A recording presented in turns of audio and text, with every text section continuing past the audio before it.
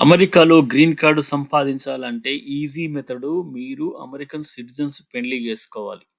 ఆ విధంగా చేసుకున్న తర్వాత మీరు ఖచ్చితంగా మీకు ఇద్దరు కలిసి వాటర్ బిల్ గానీ, ఎలక్ట్రిసిటీ బిల్ గానీ, మోర్ట్‌గేజ్ బిల్ గానీ, రెంటల్ బిల్స్ గానీ ఇవన్నీ గూడా మీరు కంబైన్డ్‌గా కట్టండి. ఇంకొక ముఖ్య విషయం ఏంటంటే మీరిద్దరూ కలిసి టాక్స్ ఫైల్ అప్ చేయండి. తర్వాత ఇంకా ముఖ్యంగా చెప్పాలంటే మీరిద్దరూ కలిసి ఉండేటట్టు ప్రయత్నించండి.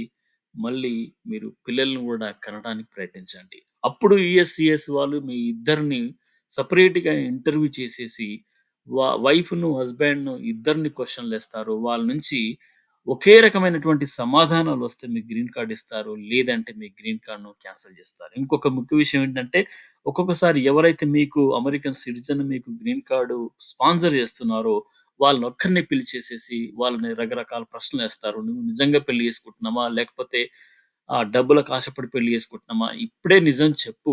ఒకవేళ ఫేక్ అయితే గనక ఇప్పుడే ఒప్పుకో. లేకపోతే నీకు 250,000 ఫైనేస్తాము. లేదంటే 5 సంవత్సరాల జీవితం జైలు పడుతుంది" అనేసి వాళ్ళు అక్కడే అతన్ని భయపెట్టడం వల్ల అతను నిజం ఒప్పుకుంటాడు. ఒకవేళ అది ఫేక్ మ్యారేజ్ అయితే ఎవరైతే ఈ గ్రీన్ కార్డ్ కోసం అప్లై చేస్తున్నారో వాళ్ళు ఖచ్చితంగా కంట్రీ నుంచి బయటకి పంపించేస్తారు. లేదంటే జైల్‌లో పెట్టేస్తారు. సో, తద్వారా ఇది అమెరికన్ సిటిజన్ గూడా చాలా జాగ్రత్తగా ఉండాలి. అండ్ నిజమైన మ్యారేజ్ చేసుకుంటేనే చాలా మంచిది. అందుకనే చెప్తున్నాను. ఎప్పుడైనా సరే ఫెయిత్‌ఫుల్ మ్యారేజ్ అనేది ముద్దు. ఫేక్ మ్యారేజ్ అనేది వద్దు.